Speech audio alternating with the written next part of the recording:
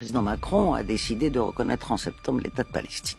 Mais il y a eu les fameuses photos, il y a quelques jours, des deux otages présentés par le Hamas. Or, tous les dirigeants occidentaux, à commencer par M. Macron, M. Macron a dit que c'était quelque chose d'abject. Il n'a jamais prononcé le mot d'abject pour qualifier ce que sont en train de subir les Gazaouis.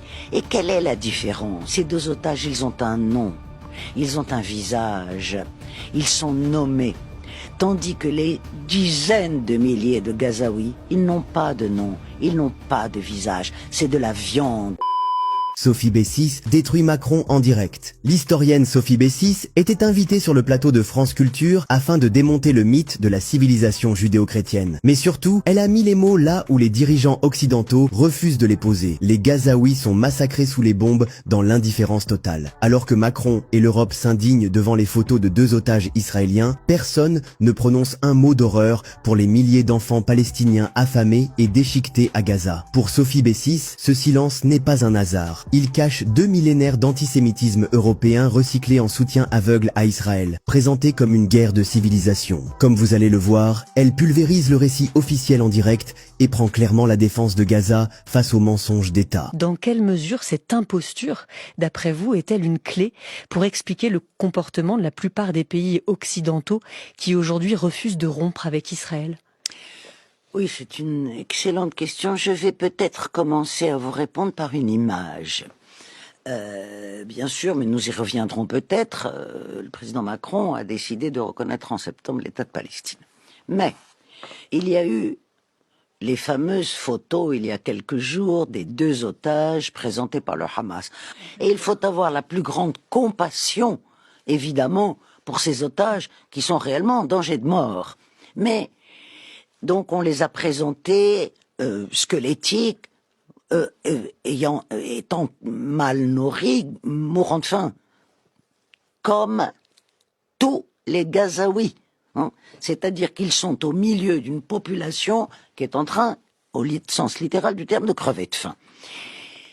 Or, tous les dirigeants occidentaux, à commencer par M. Macron, eux se sont scandalisés des photos de ces otages. À juste titre. M. Macron a dit que c'était quelque chose d'abject. Il n'a jamais prononcé le mot d'abject pour qualifier ce que sont en train de subir les Gazaouis. Et quelle est la différence? Ces deux otages, et je le répète, pour lesquels il faut avoir la plus grande compassion, ils sont évidemment en danger de mort, ces otages. Eh bien, ces deux otages, ils ont un nom, ils ont un visage, ils sont nommés. Tandis que les dizaines de milliers de Gazaouis, ils n'ont pas de nom, ils n'ont pas de visage, c'est de la viande. Voilà. Et c'est ça, si vous voulez, le scandale. Et ce scandale vient du soutien quasi inconditionnel. Alors il a des causes, ce soutien quasi inconditionnel. La première, évidemment, dont on n'a pas le temps de faire l'histoire ici, bien sûr, est un résultat du judéocide nazi. Il fallait que les Européens et les Occidentaux de façon plus large, parce que l'Amérique du Nord n'est pas sortie totalement indemne non plus de cela, il fallait qu'ils restaurent ce qu'ils appellent leurs valeurs qui avaient été consumées dans la fumée des crématoires. Et restaurer ces valeurs était non seulement soutenir la création de l'État d'Israël, mais également soutenir sa politique, même dans ses aspects les plus contestables et les plus scandaleux. De là vient la quasi-inconditionnalité de ce soutien. Et le problème des Européens, à mon sens, est de croire et de penser que se laver de leurs crimes, c'est souscrire à l'entreprise génocidaire actuelle menée par l'État d'Israël contre les Palestiniens. On ne se lave pas d'un crime en souscrivant à un autre crime. Ce n'est pas ainsi que l'on peut se laver d'un crime. Donc ça, c'est quelque chose d'extrêmement grave. Et évidemment, la caricature absolue de tout ça, c'est l'Allemagne. Bien sûr. Que l'Allemagne ait besoin et un problème, c'est l'évidence. Je veux dire, c'est la patrie du nazisme, bien sûr. Mais l'Allemagne, ce soutien inconditionnel de l'Allemagne ne la lavera pas de son crime. L'Allemagne qui, dans un communiqué, a affirmé récemment ne pas envisager reconnaître un État palestinien à court terme. Bon. Or, je rappelle, parce que c'est quelque chose que l'on ne dit jamais, que la résolution de l'ONU de 1947, qui sert de base à la création de l'État d'Israël, cette résolution de l'ONU propose la création de 2 États, l'État d'Israël et l'État de Palestine. Or, l'État d'Israël a été créé et l'État de Palestine n'a jamais été créé. C'est-à-dire qu'en refusant de créer l'État de Palestine, on viole la résolution de l'ONU fondatrice de l'État d'Israël. La France avait voté cette résolution 180 de l'ONU de 47. Quand on dit qu'Emmanuel Macron, envisageant de reconnaître l'État de Palestine, est ainsi dans une forme de rupture, en fait, il est dans la continuité de la politique française par rapport à Israël et la Palestine. Il met fin très partiellement d'ailleurs, parce que les propos de M. Macron sont d'une prudence en disant on reconnaît si, mais il faut que les Palestiniens fassent ceci ou cela, il faut que l'État de Palestine soit démilitarisé, il faut que. Pose-t-on des conditions à l'État d'Israël? Aucune. Rigoureusement aucune. Donc effectivement, la politique française, si vous voulez, vis-à-vis de l'État d'Israël, a plusieurs étapes, plusieurs épisodes depuis la création de l'État d'Israël en 1948. D'abord, un épisode où toute la 4e République, si vous voulez, est un soutien tout à fait inconditionnel à la politique israélienne, et l'on sait très bien que c'est la France qui a aidé Israël à obtenir l'arme nucléaire, grâce à la France. À partir de la guerre de 1967, la fameuse guerre des 6 jours, où Israël conquiert la Cisjordanie, le Golan, le Sinaï. Bon, il ne faut pas oublier que l'État d'Israël, tel qu'il existe même dans les frontières du 4 juin 1967, est un État qui s'est créé aussi par la conquête. Or, la conquête est illégale au regard du droit international. Et donc, le général de Gaulle, le président français à l'époque, ne reconnaissait pas ce droit de conquête et avait formulé une critique au vitriol de l'État d'Israël. On l'avait reproché d'être antisémite, mais bon, c'est une vieille histoire. Et il y a eu ce qu'on a appelé la politique arabe de la France, qui a été une politique qui s'est poursuivie avec François Mitterrand, même si c'était dans des termes différents, avec Jacques Chirac, bien entendu, et qui a totalement bifurqué à partir de M. Sarkozy. C'est-à-dire, au fond, cette politique arabe de la France a été abandonnée par M. Sarkozy, quels que soient par ailleurs les liens de nature financière, économique et du capitalisme de copinage que on a entretenu en France avec le Qatar, avec un certain nombre d'Émirats. Mais à partir de Sarkozy, c'est un soutien inconditionnel à la politique israélienne. On ne dit plus rien. M. Hollande a fait la même chose, et M. Macron a fait exactement la même chose, jusqu'à il y a quelques mois, où on a l'impression, et je vais terminer cette séquence par là, qu'au fond, ce que fait Israël, les atrocités que commet le gouvernement actuel israélien à Gaza, parce qu'il s'agit d'atrocités à dimension génocidaire. Aujourd'hui, même des consciences morales de l'État d'Israël, comme David Grossman, disent « Oui, je suis obligé, ça me brise le cœur, mais je suis obligé de reconnaître qu'il s'agit d'un génocide. » On a l'impression que, à l'instar d'ailleurs d'un certain nombre d'intellectuels juifs, on se constitue des alibis sur une scène de crime. Ah, vous voyez quand même, je dis qu'il faut reconnaître l'État d'Israël. Je dis que il faut l'État de Palestine, pardon. Donc il faut faire très attention. Il faut aujourd'hui pas seulement des paroles, mais des actions.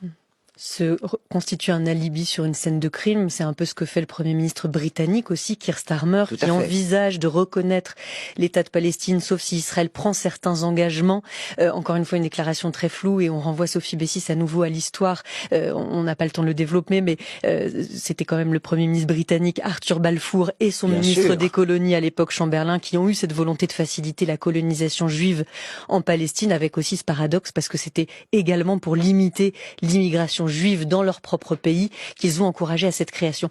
Maintenant, Sophie Bessis, vous expliquez aussi dans votre livre, La civilisation judéo-chrétienne, anatomie d'une imposture, que lorsqu'en 2017, Emmanuel Macron a invité Benyamin Netanyahou aux commémorations de la rafle du Veldiv, c'était une faute. Pourquoi était-ce une faute d'aujourd'hui entendre Emmanuel Macron parler aux Juifs de France comme de leur État d'Israël, Donald Trump aussi qui s'adresse aux Juifs américains en disant votre Premier ministre Benyamin Netanyahou? Alors,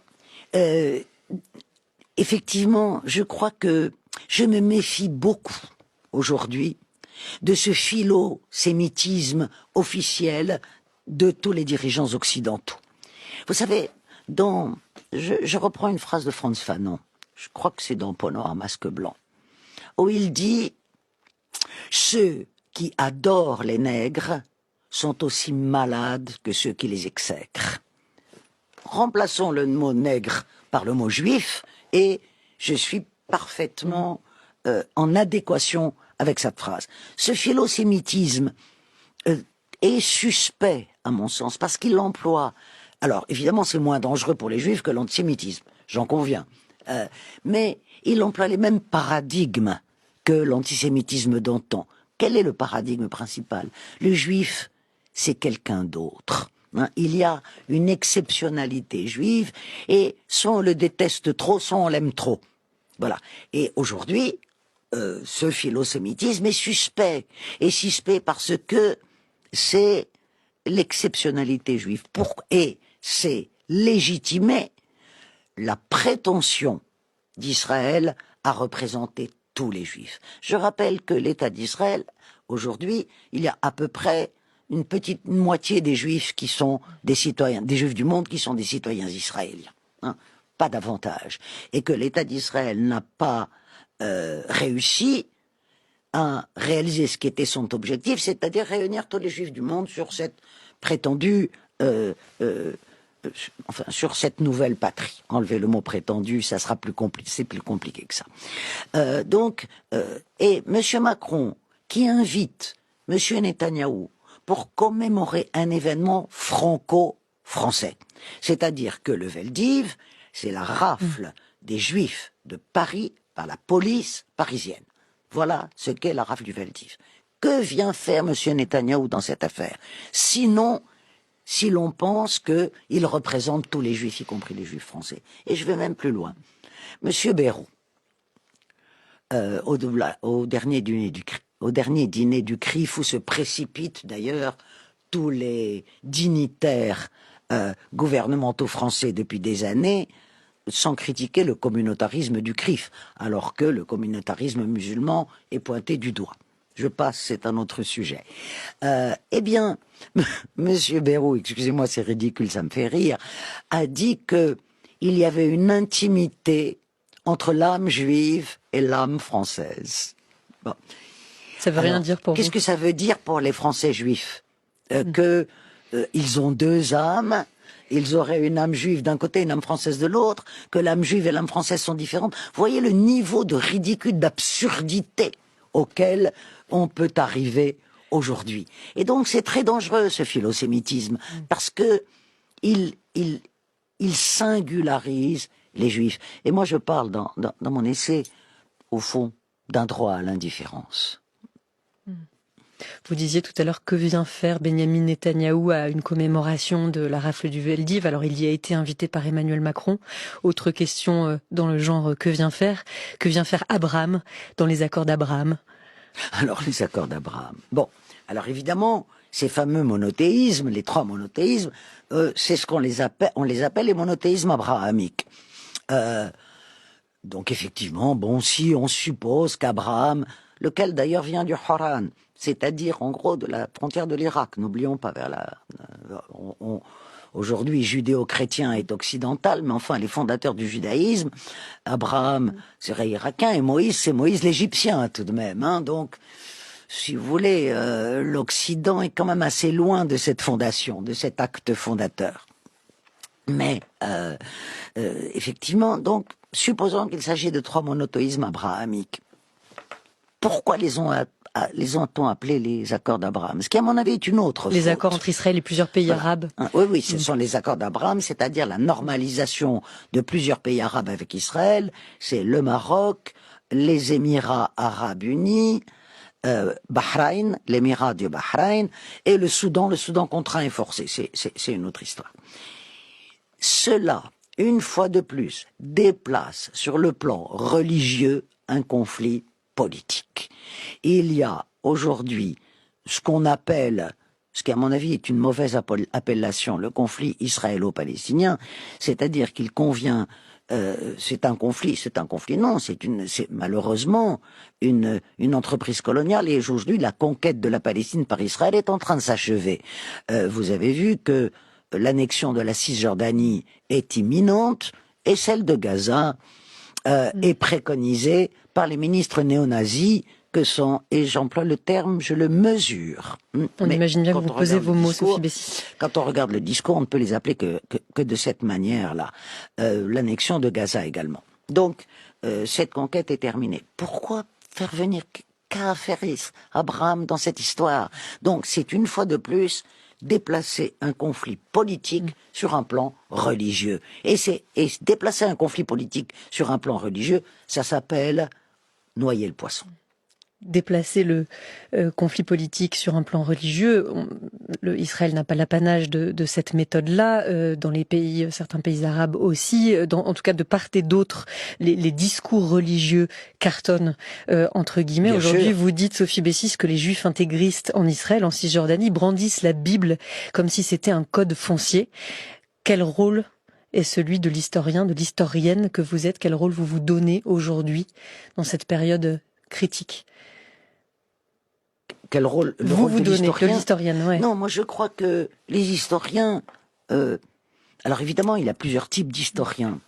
Il y a eu dans l'histoire des historiens organiques des régimes, par exemple. Si je prends l'histoire de France, des historiens organiques de l'entreprise coloniale, par exemple. Il peut y avoir des historiens organiques de l'histoire, que je vous le disais tout à l'heure à l'entrée de cet entretien, et la discipline la plus idéologisée des sciences humaines. Mais je crois que le travail des historiens aujourd'hui dans cette affaire tragique, en fait, est de donner des éléments d'explication, de remonter, de relire, de lire tout simplement d'ailleurs, pas seulement de relire, et de faire l'histoire, de faire une histoire qui ne soit pas un roman national, qui ne soit pas un récit national. Et aujourd'hui, évidemment, il existe en Israël un roman national qui a peu de choses à voir avec la réalité.